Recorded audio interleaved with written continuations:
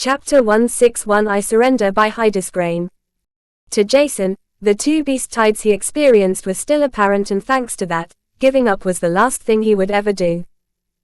As long as he survived, Jason would stand up once again, even if it would hurt like hell.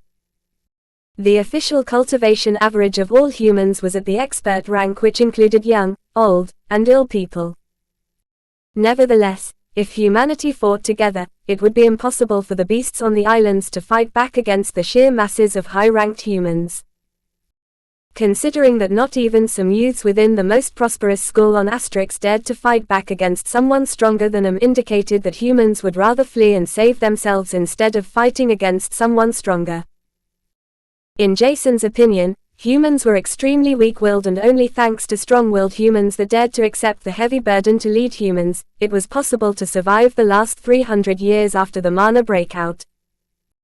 But even so, there was not a single individual reigning over mankind, but multiple clans and families ruling over their own territory, trying to take control over more land in every possible way. In the end, that was also wrong in his opinion, and it wasn't a rare occurrence for Jason to think about Shane and Dahlia's words, which seemed to become more important the more he thought about them.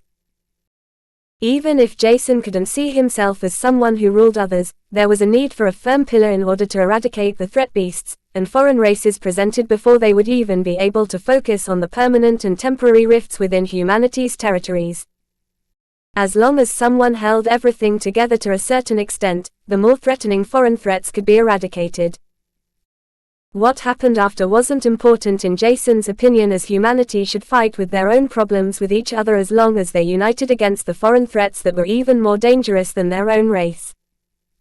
Maybe his train of thoughts was completely wrong, and it was more important to force humanity into a treaty, but even if that happened, would that really change the problematic roots?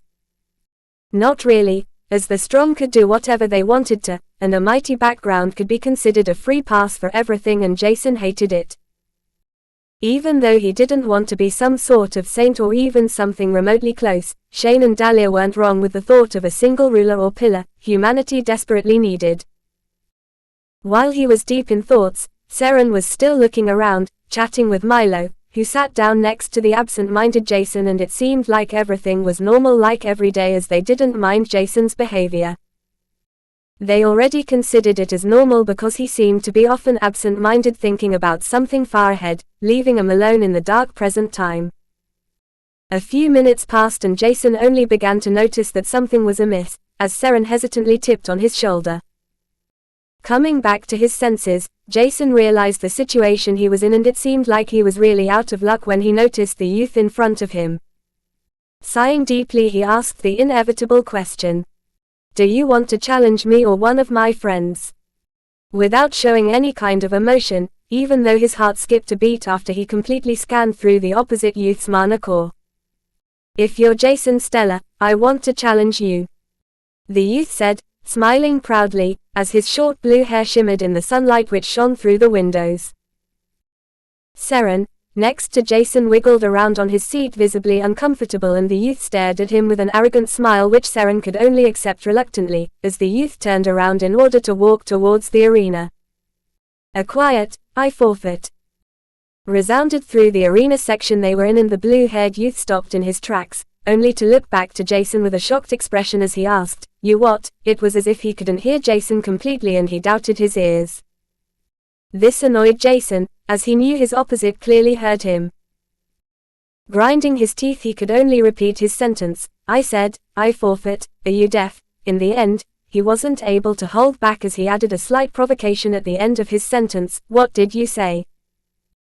Visibly enraged, the blue-haired youth's fair skin was suddenly enveloped in an extremely faint blue shimmering hue, as he stomped towards Jason, who could only look at the opposite youth as if he fell on his head immediately after birth. "I won't repeat myself. You understood me," Jason said as the surrounding students began to mock him due to his cowardice. If they only knew, he thought, sighing. They didn't know what mana core rank the blue-haired youth was, as it seemed like he learned a high-tiered concealment technique. As such, it was unknown what mana core rank the youth was. Nevertheless, to be able to obtain and learn a concealment technique, one's background had to be high, even among nobles and Jason some slightly smarter students knew that. Estimating the number of distributed concealment techniques on Asterix, they were most likely in the 2 digits, while this number was drastically reduced to a single digit, if one were to pick out the young generation. These students didn't laugh at Jason and only silently agreed to his decision because it could become extremely dangerous. If they knew Jason could scan the mana core through the shallow concealment, their opinion might change, but not with the current information Jason figured out about his opponent. There were a few things he noticed. First, he definitely knew Seren and his background, but that didn't hold him back in mocking him. This indicated that the Dwyer family wouldn't do anything against this blue-haired youth. The second important fact only Jason knew, was the blue-haired youth's mana core rank in addition to his elemental affinity, with the additional amplification towards the youth's mana core size, which seemed to be extremely vast. Concluding the provided information together, Jason tried to figure out who the youth in front of him was, but there was no answer in his mind. Jason was still extremely calm, even though the youth in front of him tried to impress the surroundings with his overbearing voice through Jason's golden eyes that shimmered lightly, reducing the mana within him by a minuscule amount, without him noticing. "Congrats on obtaining a special combat class seat," Jason said as he pulled Seren away from the group that formed around them due to the turmoil that attracted everyone's attention. The blue-haired youth couldn't believe what he saw and heard during the last minute, as he had never been treated like that, and he was about to pursue Jason. Suddenly, Jason noticed a familiar mana fluctuation next from the other side of the combat arena, as he took a glance toward the direction. His eyes widened slightly and everything made sense. Without further ado, Jason turned around. "Is your family named Drake?" Chapter 162, Drake by Hydesgrain. "Is your family named Drake?" Jason wasn't really good at beating around the bush and asked straight away without hesitating for a single moment, causing Seren to look at him taken aback. Seren was fine with being treated like that by Jason, but that was because they were friends and not strangers. However, the blue-haired youth was a complete stranger to Jason, yet decided to talk to him like he was a stupid monkey. Even the surrounding students were astonished by his behavior, as they could faintly perceive the blue-haired youth's strength. Jason, however, didn't mind that a single bit, as he looked straight inside the blue-haired youth's blue shining eyes as if both were equally strong. "So, you know who I am. How dare you treat me like that?" The blue-haired youth burst out, not minding his image, as he did a moment before. "Why should I care about that? Idiot!" Jason thought inwardly, no minding the blue-haired youth's anger. He was enraged right now, as Jason, who stood right in front of him, was too much of a hassle for him. "Apparently I know your family name, but neither do I know why you're really how, nor am I aware who you are," Jason admitted before he turned around, in order to squeeze his way through the group that surrounded them, leaving the blue-haired youth alone. "Did he leave, just like that?" The blue-haired youth mumbled, and he began to wonder how someone without background dared to do something like that. However, at that moment, he remembered something his great-grandfather told him when he arrived in Syro City. "Max, I know your talent is terrifying, but you shouldn't attract the attention of certain individuals on Asterix, even if the island is governed by our family, all right? It would be best if you stay away from Jason Stellar and his company." Unfortunately, his great-grandfather's words, which faintly hinted at Jason's disguised background, caused exactly the opposite, as Max became curious about Jason and who exactly he was. In the beginning, when he saw him, Max felt extremely disappointed, as Jason's mana core rank was barely at the 3rd adept rank, which wasn't even remotely close to his own rank. However, Jason's behavior was interesting and ignited the lost curiosity in Max's heart once again. Why did Gramps tell me something like that, and what exactly is so special about Jason, that not even Gramps says something to him? Not only is Seren, the cripple, here in such a shabby school, but he also seems to be his friend. Furthermore, he ignored me and doesn't care about my existence at all. Who exactly is he? Max's curiosity heightened, and he decided to pursue Jason, who dragged Seren behind him. The surrounding group of students made his place as the aura around him scared him away, as Max's bluish gleaming fair skin underlined his outbursting anger. Seren felt still slightly uncomfortable, but Jason's confident and useless prideful words brought him back to his senses. As such, he looked at his friend, wondering how he figured out that Max was from the Drake family and why he behaved like that, without even daring to accept Max's challenge.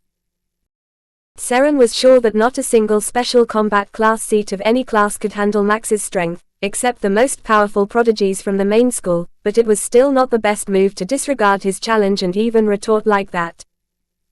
Even these might have a hard time against Max due to multiple reasons, but to Seren it looked like Jason only figured out that Max was from the Drake family a few seconds ago. "Why did you drag me away? Don't you know that offending Max will be bad?" Seren said worriedly, and only now did Jason get to know that the blue-haired with blue eyes was called Max. "So his name is Max Drake? Well, it doesn't matter. His attitude pissed me off," Jason confessed with a weird smile when both of them heard something behind them. "I pissed you off? Why are you so full of yourself? Can't I even challenge someone on Asterix? If everyone is as scared to fight anyone, like you obviously are, humanity would already be annihilated." Max heard Jason talking about him and was even more enraged than before. He couldn't really understand why Jason was treating him like that and felt treated unfairly.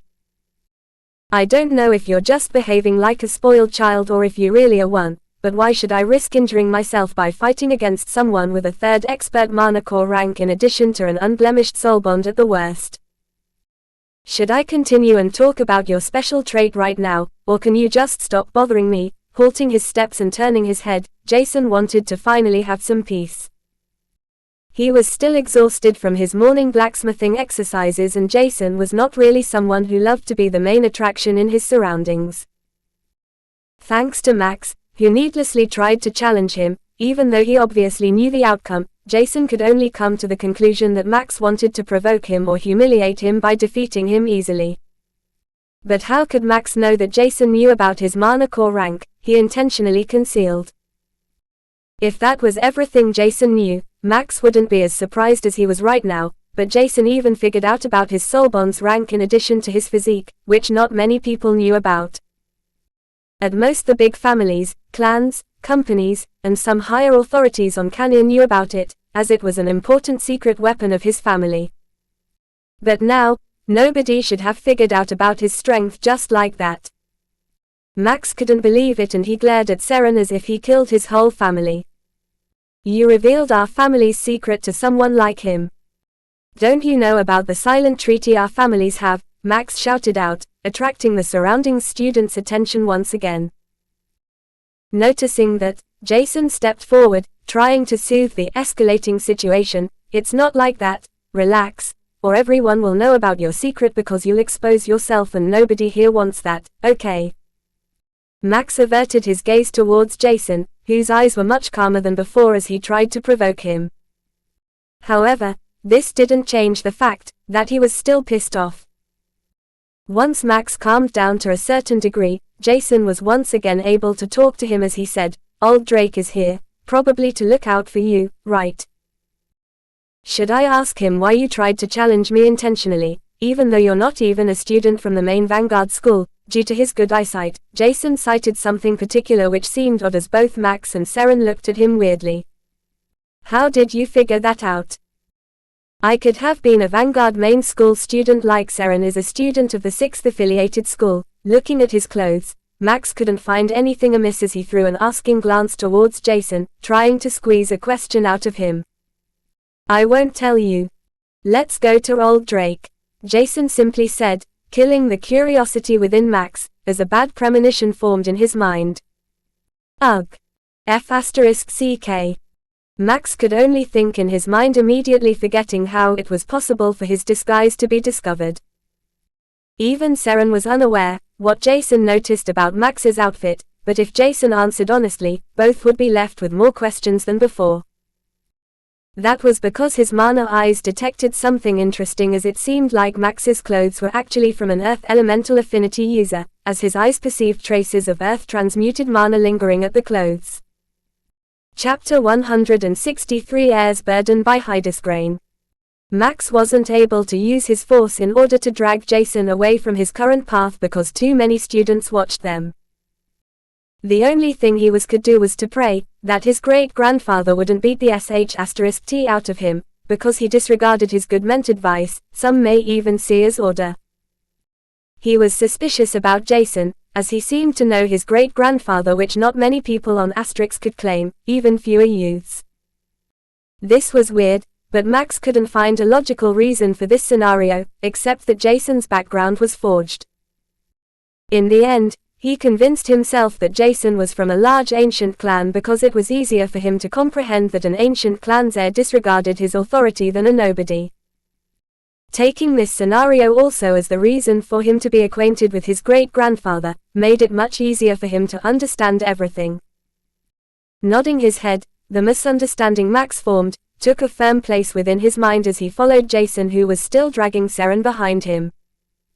Jason heard that Max, who followed him, turning noticeably quieter, even though he was still lamenting and cursing out from time to time. This wondered him, as he thought the annoying blue-haired brickhead might even use brute force to prevent him from walking towards Old Drake, which, however, didn't happen. Walking towards Old Drake, who stood next to Till with his hands crossed behind his back, noticed Jason and Seren walking towards them, as he sensed an overly familiar mana fluctuation. Only a moment later, he saw Max, his great-grandson, and his eyebrows furrowed almost immediately, causing Max to flinch. "I'm doomed," was the only thought in his mind, as he ran past Jason towards Old Drake. Seeing that, Jason smiled lightly as he appeared in front of his teacher. Max was unaware of what Jason might do, causing him to confess what he did. This was to prevent Jason from distorting the story in order to display him as a villain. However, Jason never wanted to tell Old Drake something unnecessary like that, to begin with. Rather than that, he played a small mind game with Max, and he only wanted to inform Till about his forfeited match, as every student did so in order to keep the track of how many 6th affiliated students could hold their special combat class seats and for how long. Till, however, heard Max confessing everything to Old Drake and frowned, as he turned his gaze toward Jason with an obvious question in his mind. "How did you annoy someone, without even knowing who he is?" There is something called holding back, but even so, he wouldn't say something like that to Jason, as he inwardly approved his behavior. It was completely unnecessary to challenge Jason for his special combat class seat in such a manner. Even more so because Max was not a Vanguard school student to begin with. It was not only that, but he was also neither a student of any school on Asterix nor some other islands but from Canir. And even there, Max was in one of the most prestigious schools, which couldn't even remotely be compared to the Vanguard school. Noticing Till's gaze, Jason almost chuckled as he declared confidently without being ashamed of his loss. "I've lost my seat. Should I challenge someone right off the bat, or do I have to wait?" Hearing that, Till's questionable expression was immediately replaced with a faint smile as he said, "Max isn't even a student on Asterix, as such, you haven't lost your seat," he stated, but Jason immediately rejected what his teacher said. "Even though that might be the case, Max is stronger than me and he defeated me fairly. I won't take this seat back." Turning towards Max, who seemed to endure Old Drake telling off, Jason smiled. He was more than satisfied with this, as not a tiny speck from the previous overbearing appearance radiated from Max anymore. Meanwhile, Seren still felt uncomfortable when Artemis landed on his head, releasing a small cry, seemingly trying to comfort him. He was still feeling weird seeing Max, as his memories about the past tortured him somewhat. All slightly powerful families like to compare their children to other descendants, and due to his malfunctioned mana veins, he was quite often the topic of everyone's conversation when it came to comparing their own children to others. This ashamed not only the Jiwaya family but caused the heirs at Seren's age to bully him often. Max, with his superior physique and high mana sensitivity, was the most recent prodigy the Drake family had, and they were coincidentally at the same age with only a few months separating them. While Seren was seen as a weakling, comparing him to Max, who was a prodigy, was definitely a painful reminder, with an unbearable sting piercing his heart, torturing him every single day. Max didn't bully him, but it felt even worse, as he seemed to have disregarded his whole existence, as if he was worthless. This could have happened subconsciously, but it was hard for Seren to bear. However, he wondered how Max even knew his name, as they never talked to each other, which was suspicious. Jason waited for old Drake to finish him telling off Max, and when he turned back to them, both he and Seren greeted him politely. Through his mana eyes, he saw something that attracted his attention about Max. It was roughly the same Jason perceived more than a month ago within Dalir, but there was a vast difference between both of them, as he could see everything clearly within Max. He was unable to peek into Dalir, and only due to her revelation, Jason was able to conclude what exactly he traced within her. Now, Jason could guarantee his train of thought through Max, if he were to answer some of his questions. Old Drake felt embarrassed about his great-grandson, who he searched throughout the whole morning, only to find him where he was definitely not supposed to be. As such, he talked with Jason for a few minutes and was about to go, when he heard something particular. "May I talk with Max for a second? I don't know if I'm allowed to ask that, but I'm curious about his constitution." No, forget that, it's probably a family secret." Jason's voice grew fainter the longer he talked, as he only noticed what he said when the words left his mouth. Asking someone about special traits was as if someone asked Jason to reveal his soul world in addition to every ounce of information about it, and extremely impolite. Till was about to drag Jason away from old Drake when he noticed the old man's widened eyes. "How do you know about his constitution?" he asked, visibly astonished as Jason pointed at his eyes. "I can see it," he revealed without hesitation, and one could see it as an offer from him because he revealed something about his own trait, hoping to receive something in return. This might be dangerous, but Jason wanted to understand special physiques and constitutions better in order to know what he should pay attention to in the future.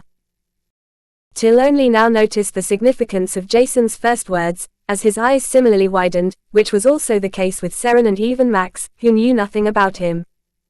"He can see it." Max was visibly confused, but seeing curiosity gleaming in his great-grandfather's eyes, he remained silent. Chapter 164 Lord of the Ocean by Hydesgrain.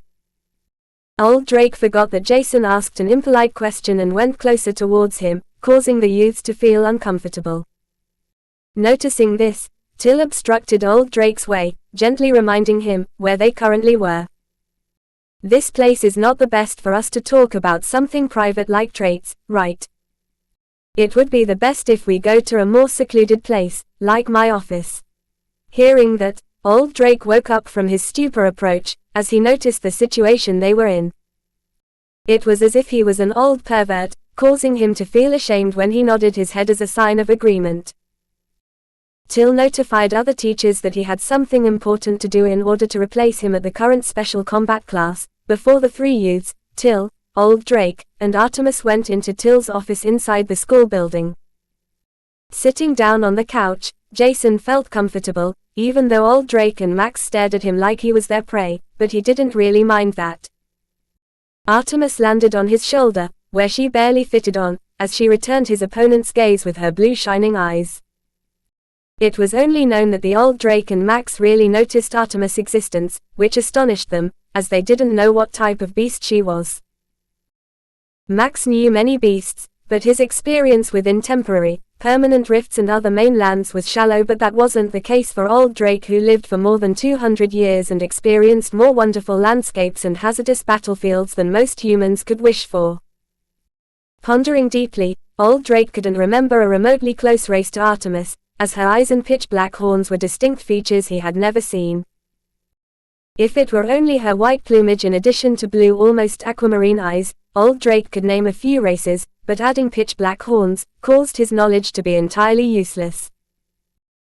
Figuring out that Jason not only had special eyes but also an unknown owl species as his soul bond, Max assured himself that Jason was definitely from an ancient clan, while old Drake thought that Shane might have caught it because he hadn't seen Artemis before and didn't know about her mutation. Jason knew that he couldn't hide his eyes forever. Unfortunately, it was impossible to steal his special trait by transplanting his eyes, as it was a matter of the genetic model that unlocked special traits and supplemented them with energy. As such, transplanting his eyes was only possible if the opposite individual had an infinite close genetic model and the exact same mana fluctuations. Jason only knew this because humanity experimented with things like that, at least that was what Shane and Dahlia told him, which he found extremely disgusting and frustrating. Thankfully, transplanting was impossible, otherwise, he would have to be afraid of everyone with a minuscule amount of power. Each and every special trait holder would be scared to lose their life in order to supplement others with special traits, and one could say that luck was on the special trait holder's side with the stated requirement.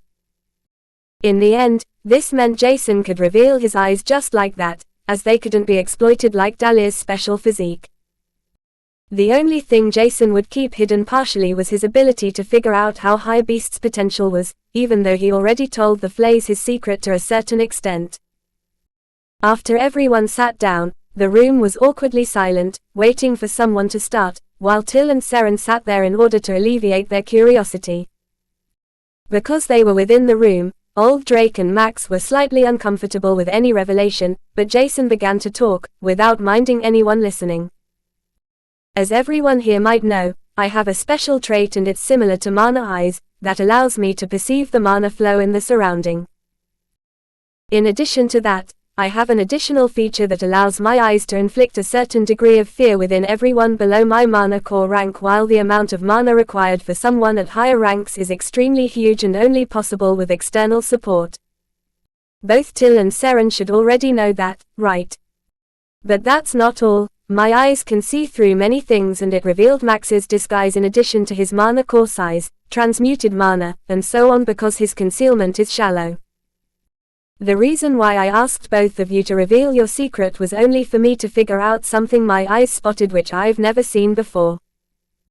Apparently, my guess about Max having a special constitution was correct, but I would like to ask more questions if that is allowed.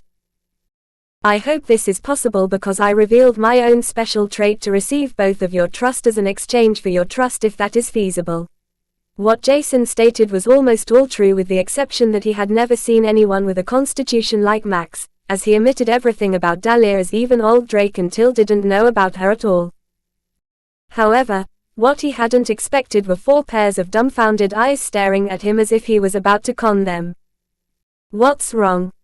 Jason was confused, as Seren, who sat next to him, sighed in frustration before he said, "The problem is that you have most likely mutated mana eyes, with an extremely advantageous mutation at that. Being able to see through concealed mana cores and tell what kind of affinity someone has is more than a little bit overpowered, but you're probably aware of that fact. Every time you fight someone for the first time, you're at an advantage as long as you can see their mana core size in addition to his affinity.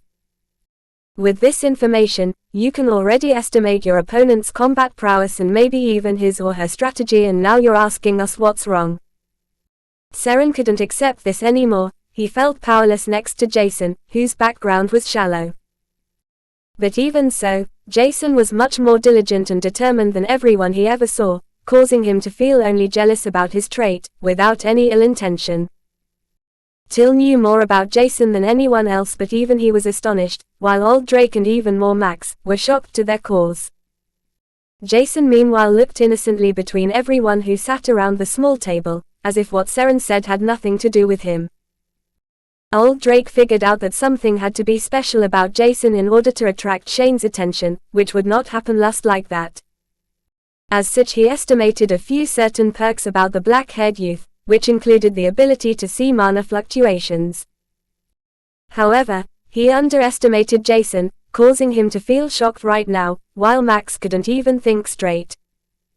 Unknowingly, his jaw dropped as he stared at Jason with shock. Previously, Jason was nothing but a beginner adept rank to him, but now he was extremely astonished. It took Old Drake a while to gather his thoughts before he decided to partially Jason, as it could be an advantage for their future, as he estimated the profits they might gain. Additionally, Max's physique wasn't that much of a secret on Canir, and many high authorities knew about it. With Jason's capabilities and background, it wouldn't take long for him to reach Canir, and figuring out Max's special trait couldn't be considered a hassle with enough star notes. You are right about Max's special trait. He has a certain constitution or rather physique which gives him higher amiability towards the water affinity. He revealed, and Jason nodded his head without showing any signs of being surprised, as he already knew about that. Does his physique has a special name, and how did he obtain it? Jason asked straightforwardly, not hiding his curiosity at all, causing Max to frown slightly, as old Drake said. Our family called Max's physique, Lord of the Ocean, because it leans towards the water amplification. Right when old Drake was about to continue explaining Max's physique, he was intercepted by a quiet voice. So that's what you call an amplification of 30%. Jason mumbled quietly, but everyone around him could hear it, as the surroundings suddenly turned eerie and dangerously quiet, causing him to look up. Did I say something wrong? Chapter 165 Heaven's Eyes Sect by Hydesgrain. The sudden silence confused Jason as he looked up into old Drake's eyes that shot knives into him, as goosebumps covered his whole body. You can also tell that from your eyes? Old Drake asked suspiciously, as he sighed deeply, when Jason nodded his head without saying anything further except a single word, roughly. Old Drake decided to note down that Jason could become extremely dangerous to them in the future if he were to go down the wrong path. He knew Shane from his past and was sure that he wouldn't teach Jason anything related to annihilating humanity or something like that. However, Shane was still someone dangerous in his eyes, because he even eradicated the Shaw clan just like that, and old Drake decided to observe Jason, as his special trait was just too much of a mystery. If he knew that his knowledge about Jason's special trait wasn't completed with the most important feature being left out, old Drake would most likely either kill Jason or tie his relationship with Shane in order to bring Jason away from him. Fortunately, that wasn't the case, and Jason could stay with Shane and Dahlia. Everyone was shocked except Jason, who was confused as they continued to talk with each other about the special traits. What are the perks of the Lord of the Ocean physique? Are they capable of something else than reinforcing his mana output once he used them with his water affinity? Jason asked precisely, allowing the surrounding to understand that he could see much more than he already said. Sighing, old Drake almost regretted having told Jason about Max's physique as an idea formed in his mind. Can you see how exactly his physique is constructed, like what body parts mutated into a water affinity constitution?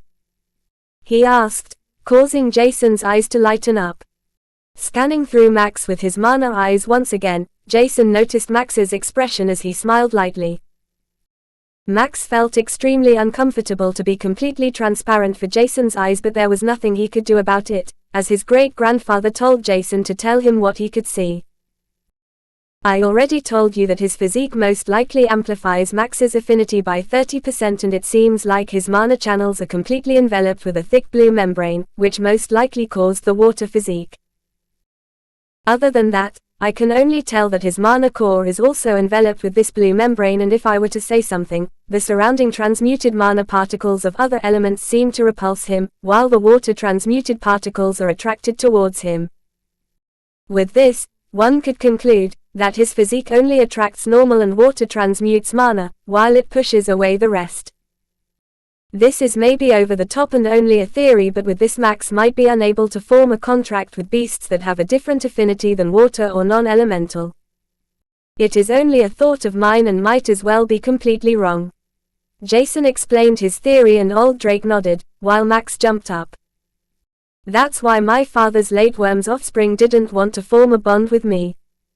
No. Max cried out loud, and Seren rolled his eyes as it seemed ridiculous to him that he was annoyed about his physique's requirement.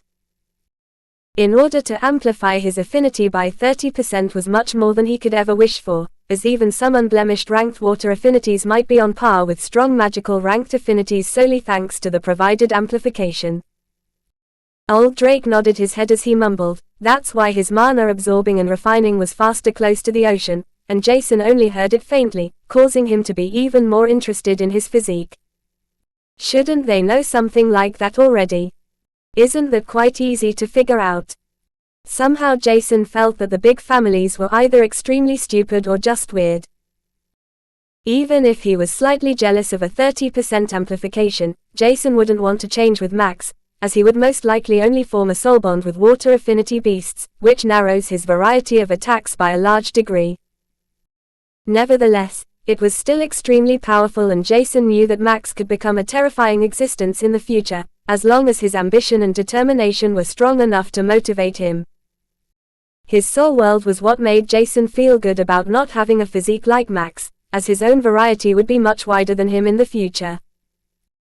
With a soul amplification of 33%, an unknown amount of possible soul bonds and affinities he could obtain, Jason felt that a physique forcing on someone a single elemental like that would narrow his opportunities, destroying his future partially. As such, Jason smiled weirdly when he heard Max lamenting about his physique for a second before old Drake gave him a slap on the back of his head in order to calm him down. They continued to talk for around half an hour, and the special combat class was still filled with students trying to challenge the seats when the 5 of them finished talking with each other. Rather than a talk of 5, one could say that Jason and old Drake discussed all kinds of possibilities with each other in order to figure out more about Max's physique. With this, Jason could finally comprehend a few things. First, his mana eyes were definitely more powerful than normal mana eyes of all stages, while it was unknown what exactly its mutation was. One could say his eyes were a super rare limited edition, only one human had, satisfying Jason. The second thing he found out was that ancient clans with special traits existed, as old Drake told him a few things about them. There were also sects that accepted only special trait users, with the smallest sect with all members having special trait eyes, being called Heaven's Eyes. It was unknown how many such sects existed, but it was for sure that the big families weren't the only humans with powerhouses backing them, as some of them were almost killed after they offended ancient sects. This shocked Jason extremely, but he was the only one within the room that was unaware of what happens to Canir, not like the others who lived there for a long time and were even raised on Canir. While the third and most important fact he comprehended was that he was now able to tell what kind of amplification a special physique could bring. In the beginning, Jason could only tell roughly, as he only took a single glance at Max's physique, but inspecting it for a bunch of minutes opened up a firmly closed door for Jason, revealing information he could never think of. After they finished chatting with each other, everyone seemed satisfied, while Seren and Max's seemed to be roasted by the sheer amount of information they absorbed from old Drake and Jason's discussion. Till smiled weirdly at his disciple, shaking his head, as old Drake glanced perplexed at Max. Jason didn't mind either of them behaving like that, as the amount of information they received was really huge. He declared with confidence in his voice, "Now that my curiosity is satisfied, I'll be reclaiming my special combat class seat." Chapter 166 Trust. By Hydesgrain. Jason was already standing, ready to go back to the arena, where the other challenges were still ongoing, as old Drake said something, causing him to hold in his tracks. "Jason, even if your background is amazing, it's always better to be careful and more suspicious about everyone and everything than trusting anyone you get to know, only because you receive benefits from them. Humanity needs a brave new generation, and you're a promising grain that is about to blossom." As he finished, old Drake stood up, before he walked out of the office after he told Max to do whatever he wanted to. Old Drake didn't fear his great-grandson's supreme ability to cause trouble anymore, as he already got to know Jason, which was his biggest fear. This meant Max could do whatever he wanted to, as long as he stayed on Asterix, without causing too much trouble, like demolishing Syro City. Even if he watched over Max, it would be useless. As such, he loosened the strings around him. Jason's gaze followed old Drake, as he was pondering what exactly he meant with his words. It was only obvious that he shouldn't trust anyone, but did that mean he shouldn't trust Shane at all? And what about Dahlia? Was she implicated in this mess, or did everyone think she died already? Somehow, Jason felt suddenly worried, without knowing why, because he was sure that he could trust Dahlia to a certain degree, while Shane felt like a locked book to him. There was something important hidden from him, but Jason wasn't sure what exactly it was. Previously he thought that his trust was hard to earn to the fullest, and only thought that the Flays deserved some trust from him. Furthermore, he was still unsure about the dispute between the big families, clans, and his masters, as he himself hadn't seen anything from his own perspective, which would prove either his master's side wrong or the other clans and big families. It was easy to tell him all kinds of stories through their perspective while manipulating them slightly, in order to look better or maybe to let someone else look like the villain in the story, while someone else was it initially.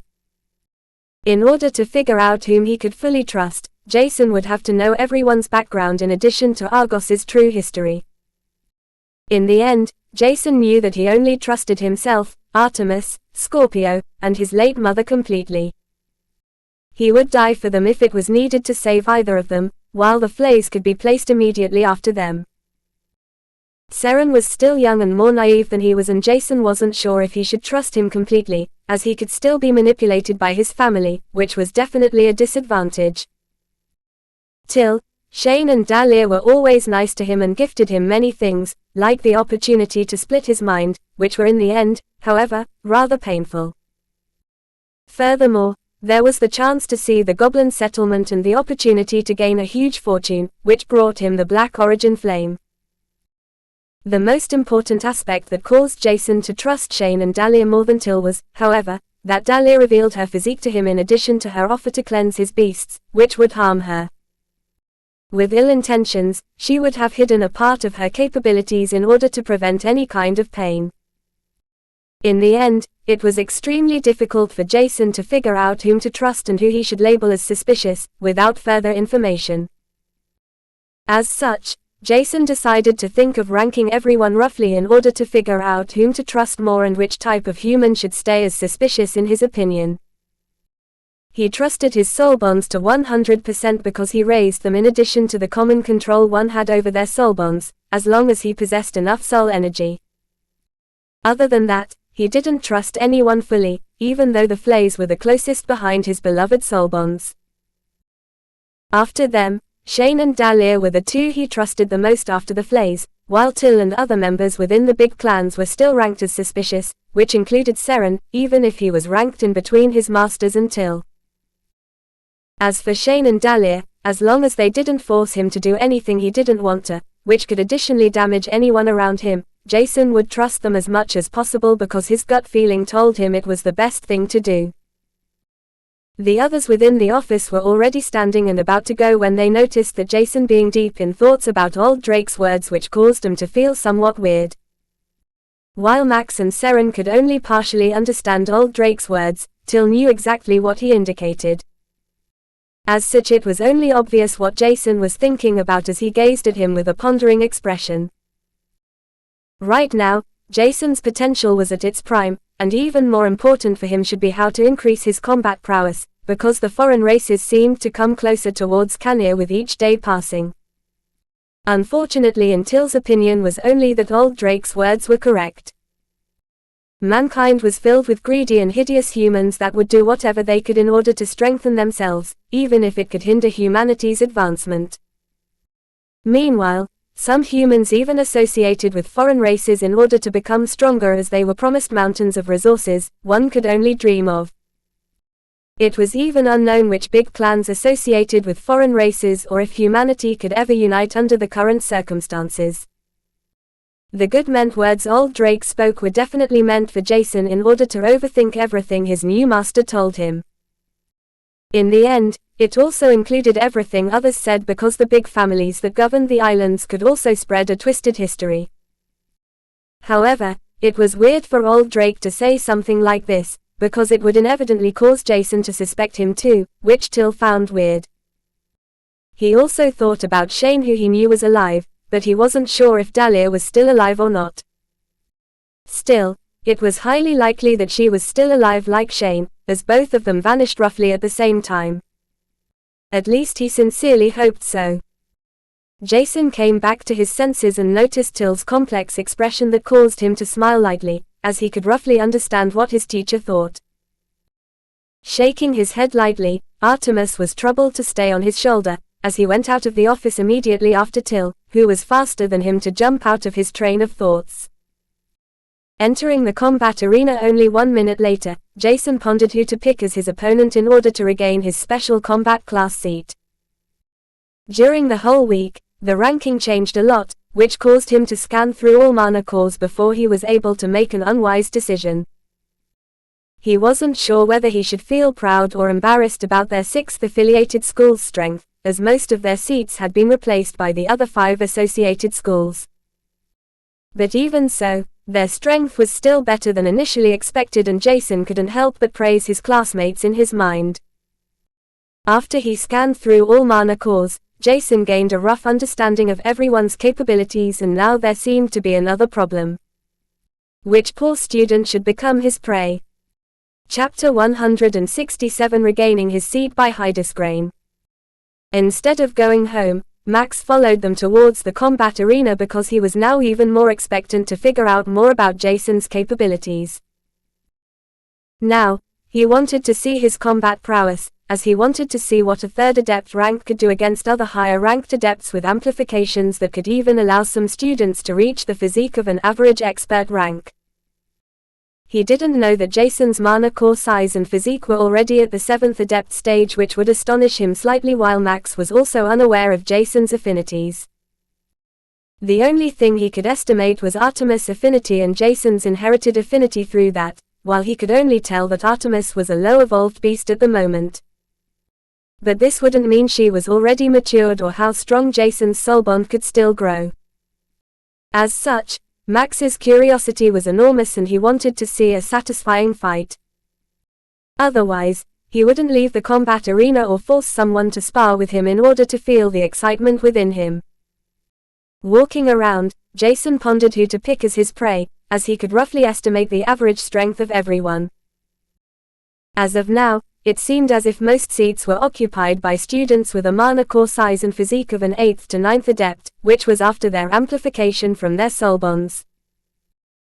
With that in mind, Jason's 7th adept rank seemed weaker, but that was not something he was bothered about because he could roughly estimate everyone's affinity rank and rough power outburst due to hundreds of tests with all kinds of students and provided information he compared. As such, Jason wanted to try something new when he saw a water affinity user with a 9th adept mana core size. His outer appearance was rather feeble, and due to his water affinity, he estimated that his soul bond was at the mid-evolved rank, which was slightly higher than his ice affinity and on par with his fire affinity. Even so, Jason walked towards the feeble youth, who was weirdly enough avoided by everyone as he noticed 3 youths with a thick aura walking towards him. It hadn't been long since he gained his seat, and he didn't want to lose it once again. As such, he scanned through Jason and Seren's mana core, only to notice that they weren't a problem for him to defeat, as his eyes darkened. Concealed. The youth thought, which caused him to have a bad premonition, as a concealment technique was either a sign of extreme wealth and power or that someone was at the Magus rank, which the 14-year-old youth in front of him couldn't be. As such, it had to be the first reason, and he readied himself to lose his seat, as the black-haired golden-eyed youth in front of the group began to talk. "I'll challenge you. That's okay, right?" Jason asked nonchalantly, which surprised the water affinity user greatly. "The 3rd adept rank wants to challenge me." Looking dumbfounded at him, Jason took it as a yes, before he walked past the feeble youth onto the combat platform. Since the last few weeks, Jason's confidence soared, and he wouldn't accept anyone that disregarded him anymore, which was a rather bad attitude. As such, he decided to act according to his own desire, doing only what he wanted to. Figuring out that Jason walked past the youth, without considering the possibility of him denying his challenge, the student with the water affinity was unsure what to think. Am I a pushover or what? If he declined the fight, he would lose. As such, it was only logical that they would fight right now, but his opponent could have at least waited for his answer instead of ignoring him. This frustrated him, and he immediately summoned his blue shining spear, as he entered the combat arena. Right now, Jason was not even thinking about the youth in front of him, as he only gazed at the blue shining spear with a somewhat envious gaze. All weapons he currently possessed were useless to him, but he was too stingy to purchase new ones because he could just forge new weapons for a much cheaper price, while Jason could even assure their quality because he would make them by himself. As such, His strongest cold weapon was his mid-grade one-tempered jade iron dagger, which could pierce through awakened beast hide at most. It was today that Jason lamented about his non-existent equipment in front of Shane, as he almost begged him to let him forge some weapons out of the dozen perfectly purified jade iron bars he already made by himself. Unfortunately, Shane was resolute in his decision to build up a perfect foundation for Jason, without accepting a major change in his plan. Jason, meanwhile, felt extremely frustrated because of that, as his daggers were almost worn out and about to shatter, which Shane didn't really care about, as long as he didn't venture outside the dome, where he could be protected. The water affinity spear wielder noticed that Jason didn't even look at him, which infuriated him even more, as Jason heard the AI counting down from which brought him back to reality. His two daggers appeared within his hands as the AI initiated the start of their spar. Weirdly enough, Jason noticed a new form of affinity user, as the feeble spear wielder enveloped himself with a thick armor of firmly compressed water, which astounded him a lot. Due to his water affinity being around the mid-evolved rank, the most compressed areas of the newly manifested water armor could defend against attacks at the same rank, which was extremely good against other opponents. Unfortunately, his opponent was none other than Jason, who had his mana eyes activated consistently for a few weeks. Sensing the mana circulation within the water armor, he could immediately tell which areas the youth focused on the most and which areas were more unstable. It was unfortunate for his opponent, but Jason didn't want to drag the fight longer than necessary, as he summoned 10 fist-sized ice needles at once, which he threw towards the charging youth. With 10 fist-sized ice needles, Jason targeted 10 different areas that were all relatively unstable, as he began his own charge after executing the weightless steps technique in order to increase his speed by roughly 40%. Thanks to his high mastery at the profound stage, his weightless step movement technique reached an extremely high amplification in speed, causing Jason to be on par with his opponent's speed. Jason estimated the mana consumption of the spear wielder's water armor to be extremely high, which was also most likely the cause for the multiple unstable parts he perceived. With this in mind, Jason knew that his opponent would most likely be unable to manifest other techniques or water affinity attacks at the same time. As such, he obtained the chance to finish off his opponent faster than initially expected, as the spear wielder could barely deflect 6 ice needles at once while evading the other 4. However, what he hadn't expected was that the remaining ice needles exploded, with shards shooting into the unstable water armor, causing violent ripples to appear. Unbeknownst to him, Jason already summoned a black fireball, which he shot at the distracted youth, who could barely handle his own water armor at the moment. With the black fireball in front of him, he couldn't focus too much on the water armor that was still rippling and about to disperse, as he pierced out with his blue shining spear towards the oncoming fireball. The black fireball exploding when it was split into 2, Jason suddenly appeared next to the spear wielder, piercing into an unstable part of his water armor, which immediately dissolved. Not wasting a millisecond, Jason twisted his body in order to avoid the spear thrust that shot towards him, as he turned his free dagger midair in his hand, before piercing it into the spear wielder's open chest, ending the battle. Victory! Jason Stellar, the AI declared, and Jason's opponent was fortunate enough that he dulled his daggers with mana before their fight began, otherwise he would be either dead or heavily injured. The spear wielder's legs gave in as he collapsed on the ground with a shocked expression, not knowing how his opponent saw through his self-made technique's flaw. Meanwhile, Jason left the combat arena after telling his opponent to focus more on quality instead of quantity. Chapter 168 Competition between Masters by Hydesgrain. Jason was already excited about what he was going to do this weekend. However, it was already Saturday afternoon, when he sat inside the smithing room, purifying all kinds of ores into perfect bars, like every single day. Yesterday, after his rather easy victory, he reclaimed his special combat class seat before class ended. Immediately afterward, Max and Seren went their own ways, leaving Jason alone within the combat arena with the exception of Artemis. Apparently, both youths received a notification, after which their expression soured. Rushing out of the combat arena, Jason wondered why they were in such a hassle. Did something happen with the big families, or maybe even something on Asterix? He thought, bewildered, but there was nobody who could answer his question. As such, Jason decided to change his plan slightly, as he messaged the Flays that he wouldn't come home for the weekend. He strived towards the small blue shining lake's direction, straight into the flourishing forest, and only slightly more than 15 minutes later, Jason already stood in front of the lake with the exotic arch in the center.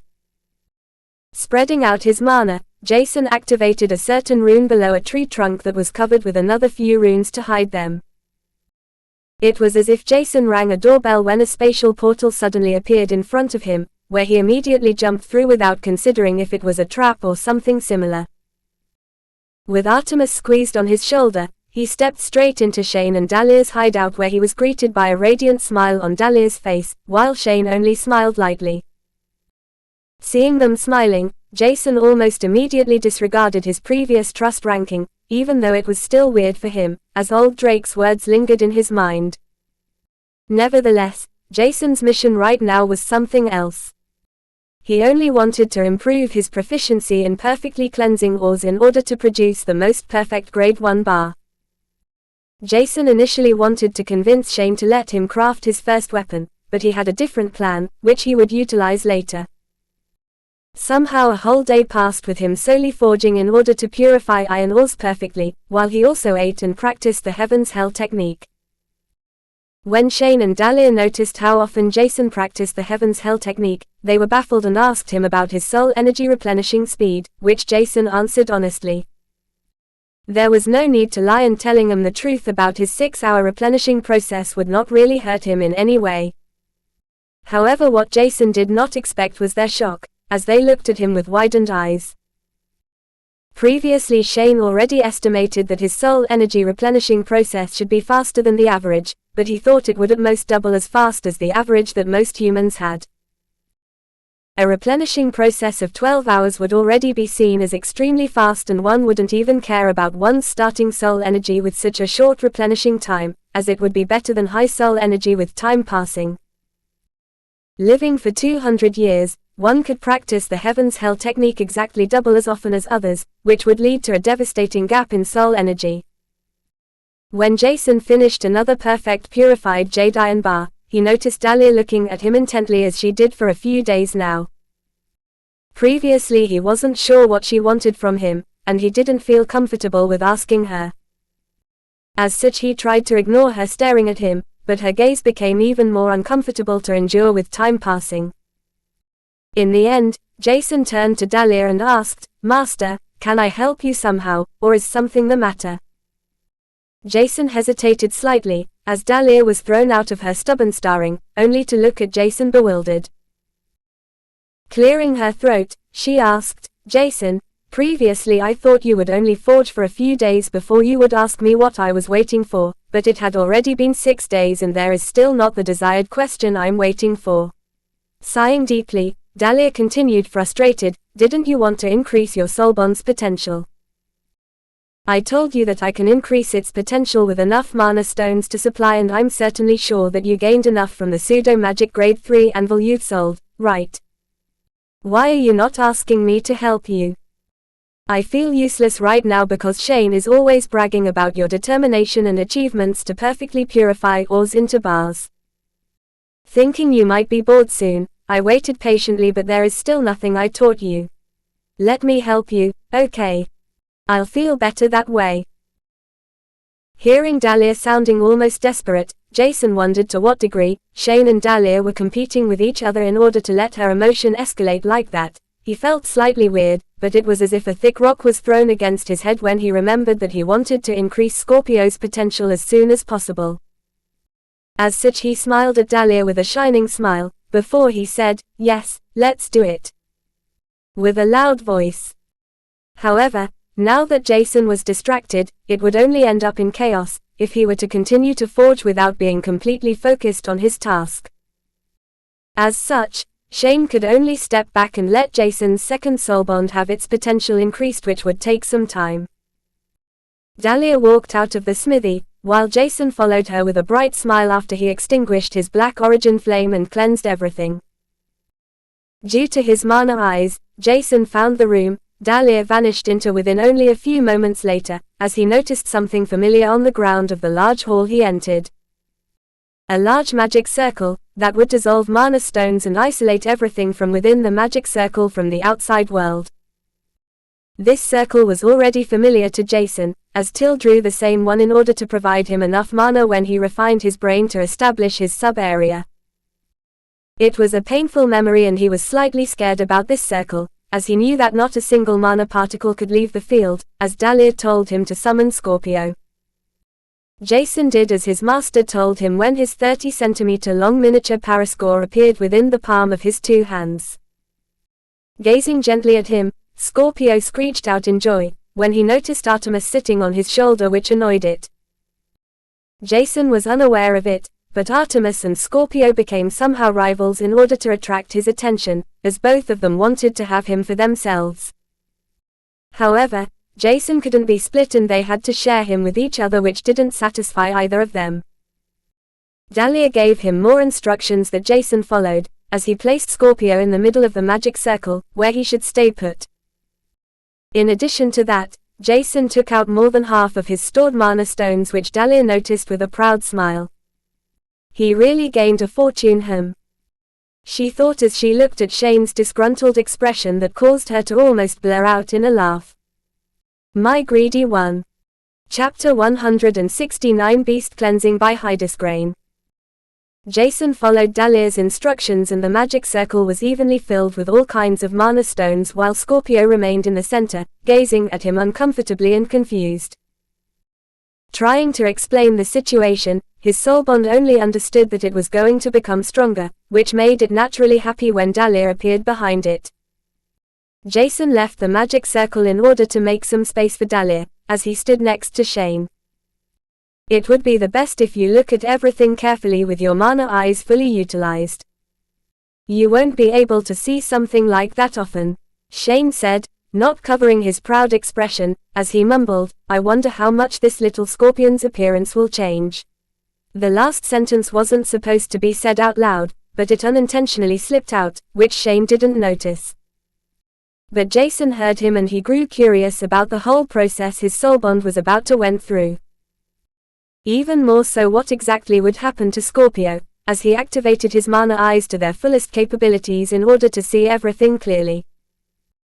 Only a few seconds later, Dahlia activated the 20 meters in diameter magic circle on the ground, as the large runes inscribed on it lightened up, forming a translucent dome around it. Meanwhile, the mana stones, graded from 1 to 4, began to dissolve with grade 1 and -2 mana stones manifesting a small fog. Meanwhile, the higher graded mana stones that dissolved, released liquefied mana, that either soared in the air through the surrounding fog or escaped towards the ground, where a small puddle manifested. However, this wasn't what was really interesting in Jason's eyes, as his memories about the torture and the splitting mind technique were still apparent in his mind. Rather than that, more interesting to Jason was Dahlia, who was surrounded by a radiating light, making her look as if she was a saintess, almost forcing Jason to kneel down slowly from the pressure that spread throughout the room. What the hell is that? He wondered, excited and worried at the same time, as Dahlia's whole body began to shine in a holy light that began to absorb the surrounding mana greedily, turning her bright, holy aura more distinct, further increasing the pressure around her. The holy light released by her absorbed every single mana particle as it began to envelop Scorpio, who also began to brighten up. His green-bluish exoskeleton began to glow in a white, holy light, causing Jason to exclaim in astonishment. But that was not everything, as Scorpio was slowly lifted from the ground, only to ascend slightly above Dahlia's height, where the holy radiating light enveloped Scorpio completely before it seemed to manifest into a thick hue, which forcefully infiltrated him with sheer pressure, from every possible direction. Right at the moment this happened, Jason felt a terrifying searing pain spreading out from his soul world towards Scorpio, as he faintly sensed something particular. The thick connection between both of them was strengthening with the holy radiant light infiltrated Scorpio, but Jason could only feel his soulbond's pain as a shocked expression appeared on his face. Why didn't they tell me that this whole procedure would be this painful for Scorpio? Jason complained inwardly, as he looked at Shane as if they betrayed him, only to see Shane gazing at him knowingly. Did you think cleansing a beast's mana core would be painless? That's a free lesson for you. It would be better if you ask questions before you accept anything, wouldn't it? Shane explained, and it was certainly not wrong, but he still felt betrayed, as he entered his soul world, without caring about the spectacle that was about to happen in front of him. Mentally gripping the soul world connection between both of them, Jason hoped that the stuff he learned from Shane and Dahlia's book was correct. Concentrating his entire focus on the connection between him and Scorpio, Jason began to slowly accept his soul bond completely, without caring about the possible backlash. The bond between them thickened slightly, with Jason's face turning pale, as he started to breathe heavily.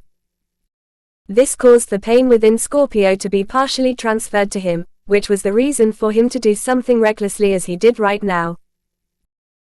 Roaring out in pain, Jason could immediately feel the holy radiating light infiltrating Scorpio, changing every cell in its body, while he accepted Scorpio's burden, taking responsibility for everything that was about to happen.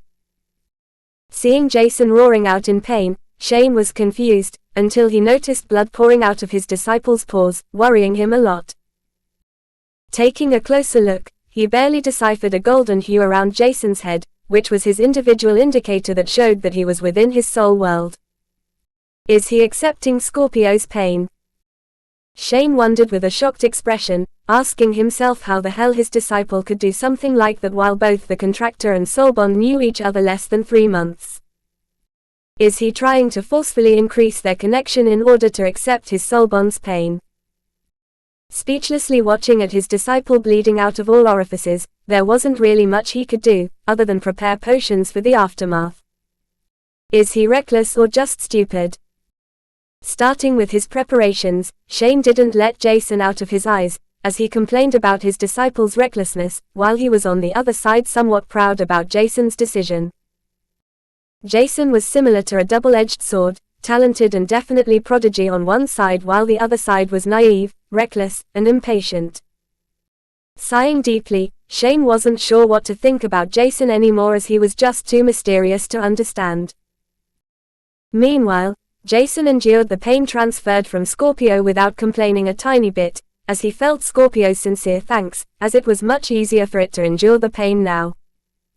He wasn't sure if Scorpio would die from shock if it were to endure the cleansing by and metamorphosis of its whole body by itself.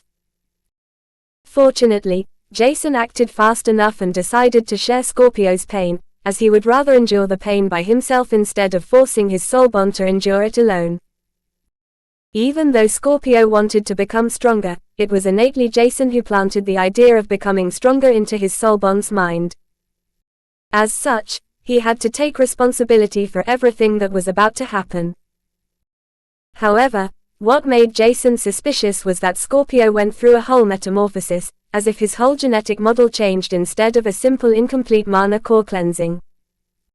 This was extremely suspect in Jason's eyes, but there was nothing he could change about it right now.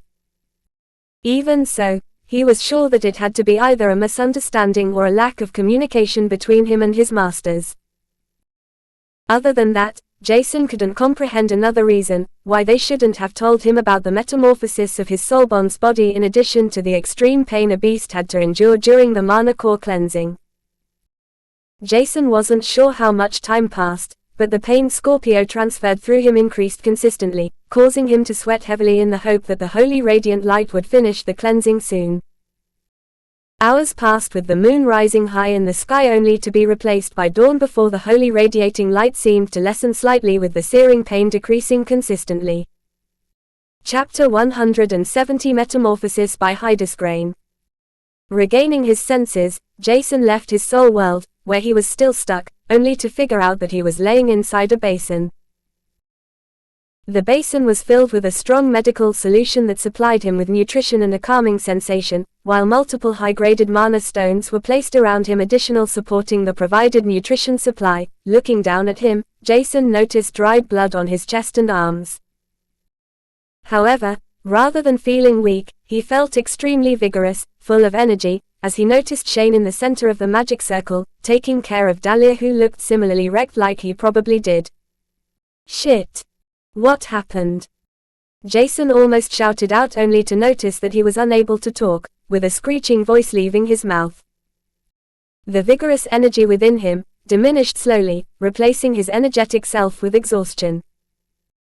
Looking at Dahlia's well-being, his mana eyes told him that she used up a lot of mana, while the whole mountain of mana stones crumbled, without a single tiny mana particle left.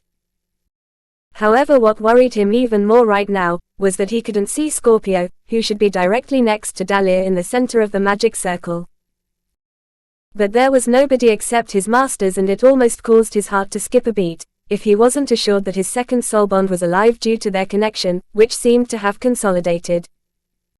This shocked Jason quite a bit, but it was less important for him than figuring out Scorpio's current well-being. His soul connection with Scorpio seemed to be unstable but already fortified, while his soul world was a mess, to put it simply. Jason's soul world core increased in size, blurring his senses within the soul world, which worried him even more. Releasing his mana, Jason wanted to search for Scorpio as his mana eyes noticed something directly next to him. Following that, Jason heaved his body out of the basin, only to see Artemis sleeping next to him. Scorpio, an 80-centimeter-long scorpion with razor-sharp claws, was next to her, while his whole body was enveloped with an overlapping exoskeleton with dark green and blue shining parts. Sleeping next to Artemis, he seemed to have grown by almost 3 times in size, which shocked Jason, as he would have never imagined that something like that was about to happen, even if he imagined a small change. Scanning through his second soul bond with his mana eyes, the first thing that jumped straight into his view was the color radiating from it, as it was dark green, indicating the potential of an unblemished beast. This caused Jason to frown lightly, as he couldn't even imagine how the following mana core cleansing would be, as the first one was already that devastating to his soul bond, himself, and even Dahlia. Now that he was standing, Jason cleansed himself, before he put on some clothes which Shane most likely took off, before he continued to inspect his soul bond, ignoring the searing pain inside his soul world, that continued to ravage its way throughout his body. If Jason was sure the searing pain within him was bad, he would probably panic, but he knew that his soul energy was forcefully increasing in size by a few units, which caused the pain. This was apparent, as he noticed Scorpio reaching the mid-awakened rank with a need of 60 soul energy units, amplifying his own soul energy by 15 units, thanks to his innate amplification of 1/3. Previously, Scorpio only needed 15 soul energy units, but that more than tripled, just like that, which shocked Jason slightly, as he only wanted to cleanse his soul bond's mana core from impurities. Instead, it seemed like Scorpio evolved in an incomplete form, as its exoskeleton showcased. This evolution was solely forced by the vast amount of mana and holy radiating light infiltrating him, changing his cells, and it seemed like Dahlia's physique was the cause, in addition to his soul bonds will become stronger. Frowning, Jason wasn't sure what to think of this incident, as everyone had to endure enormous pain due to the sudden metamorphosis. Suddenly he remembered Dahlia's pale face with dried blood covering her whole body, as he stood up to look out for her. Scorpio seemed fine, even though his evolution was only halfway finished, which would complicate things somewhat, but it was nothing permanent, as he found Shane and Dahlia once again. Rushing towards Dahlia, Jason noticed that she seemed unconscious, as he gazed at Shane, asking in a quiet voice, "What the hell happened there? Scorpio would have died without me sharing his pain, and why is Dahlia unconscious? Is she fine?" But Shane seemed as if he hadn't heard his question, as 2 magic circles appeared next to Dahlia with the dryads appearing within them. Releasing their nature affinity mana and innate abilities to heal their contractor, Shane sighed in relief as he noticed Jason next to him. Realizing what Jason asked, Shane sighed deeply in order to calm down his torment emotions, as he was about to shout at Jason, which would not even remotely help either of them. "Well, I'm not entirely sure, because something like that has never happened before," but it looks like the holy radiant light that was supposed to solely cleanse your small scorpion's mana core from impurities, caused a metamorphosis, changing its genetic model, enhancing it substantially. Obviously, your soul bond evolved into a higher being, or at least it tried to, which increased its rank. As you might have noticed, Scorpio's mana core is cleansed, but I doubt it can reach the magical rank with the utilized amount of mana stones, as most mana was most likely used for its evolution. Both the cleansing and the evolution happened simultaneously, causing this devastating situation. Fortunately, you forcefully transferred your soul bond's pain towards yourself, because I doubt it would have survived otherwise. As for Dahlia, she is fine and only unconscious because she tried to forcefully take the lead over her physique in order to change the trajectory of the holy radiant light to help out Scorpio. But that's everything I know. Dahlia should be able to tell you more, once she wakes up. Shane explained before he returned his gaze back to Dahlia before he picked her up. I think you should go home now. The last few hours were most likely extremely exhausting for both your mind and body. Take some rest and come back once you're fine. Dahlia will also need some rest. Opening a spatial portal for Jason, he added quietly, by the way, congratulations on forming a fortified soul conjunction with your second soul bond, little monster. As he released his mana to throw Jason through the portal.